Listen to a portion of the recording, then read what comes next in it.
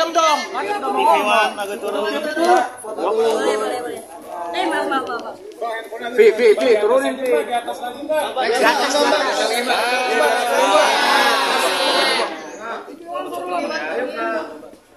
Mbak, foto dulu Mbak, kanan ya.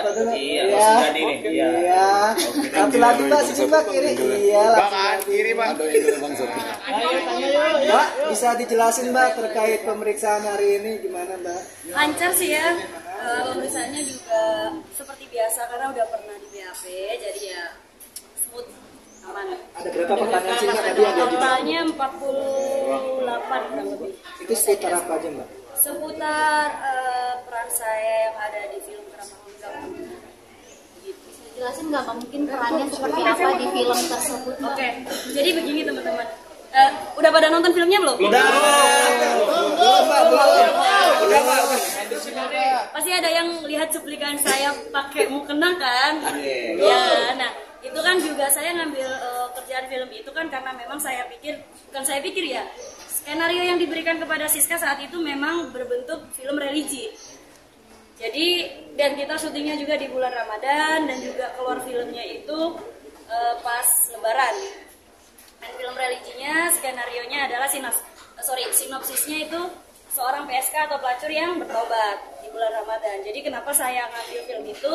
Karena saya pikir mungkin ada image yang akan saya rubah sedikit dengan saya berperan di film tersebut. Jadi ya udah diambil aja. Tapi ternyata setelah proses syuting itu selesai dan filmnya itu ditayangkan, tapi tidak melalui para talent gitu loh. Padahal di perjanjian di perjanjian kita para talent itu ada kalau misalnya sebelum ditayangkan itu minta persetujuan para talent dulu. Ada yang boleh ditayangkan atau enggak gitu. Jadi tetap adanya persetujuan. Tapi dari pihak PH-nya sendiri tidak ada kayak ngomong ini boleh ditayangin, ini perlu diedit atau tidak gitu. Mbak, berarti filmnya ada skenario Mbak? Kalau ada bukan skenario, lebih ke skrip. Ada. Tadi kebetulan Siska bawa barang buktinya itu berupa skrip dan surat perjanjian saya antar pihak. Berarti nggak semua pemain dikasih skrip gitu ya Mbak? Soalnya ada yang ngatur. Saya tidak tahu untuk judul film-film lain di kelas bintang ya. Tapi untuk Ramah Tunggak saya bisa jamin dan pastikan semua peran, semua talent dikasih skrip.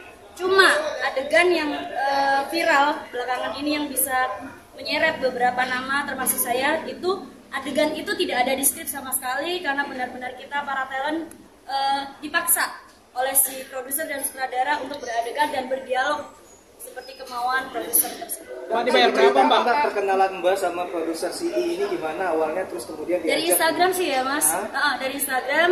Jadi waktu itu si I ini udah lama banget reach out Siska lewat DM tapi nggak pernah Siska respon. Sampai pada akhirnya dikirimin itu sinopsisnya, ternyata sinopsisnya itu tadi film religi, jadi ya udah saya ambil. Mbak, dibayar berapa? Dibayar berapa sih Mbak untuk satu episode itu Mbak? Dibayar berapa? Iya, yang lain kan sejuta, 2 juta, nggak Iya punya Mbak berapa? betul. Siska dibayar 10 juta untuk satu film.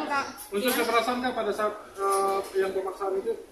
Nggak ada sih kalau unsur kekerasan, cuma karena memang dibayarnya sudah di awal dan mau nggak mau kita talent udah ada perjanjian tanda tangan surat perjanjian dan dia sudah mengetemukan Siska dengan tim legalnya. Jadi ya Siska pikir aman. Ya sudah, dan ada surat perjanjian legal hukum juga di atas materi juga. Dan untuk soal fee untuk 10 juta itu pun dari pihak mereka tidak menanggung makan, hotel dan tiket pulang pergi Siska dari Jogja Jakarta untuk pembuatan film tersebut. Siska tadi menjelaskan bahwa akan menyampaikan ke awak media bukti-bukti yang disampaikan ke penyidik itu. Bukti-bukti apa aja? Kebetulan sudah dibawa oleh penyidik, jadi mohon maaf karena sudah disita oleh penyidik. Salah satunya adalah skrip naskah yang ada di Keramah Tunggak full skrip dan kedua itu surat perjanjian. Mbak korban apa enggak Mbak? Kalau merasa dijebak sih tidak ya, bukan dijebak, tapi saya lebih ke dipaksa ketika kita syuting di situ itu sebenarnya kita mengikuti skrip dan naskah, tapi saat kita syuting tuh dipaksa untuk melakukan adegan-adegan yang tidak ada di skrip atau naskah. Begitu. Gimana sih rasanya ketika tidak sesuai dengan apa yang disampaikan di awal? Saya udah mau pulang. Saya bisa ditanyakan kepada talent-talent yang lain di Keramah Tunggak, saya satu-satunya talent yang tidak ingin lanjut syuting saat itu karena dipaksa untuk beradegan di luar skrip.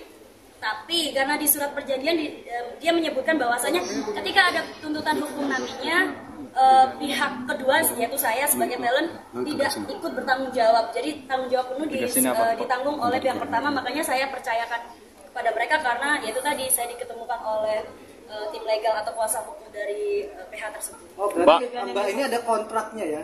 Bukan kontrak, hanya surat perjanjian selama proses syuting dan 3 hari itu. Mbak, penegasan Adegan yang Mbak. di luar skrip itu apa, Kak? Adegan yang di luar skrip itu. Pura-pura saja tidak tahu. Coba tebak.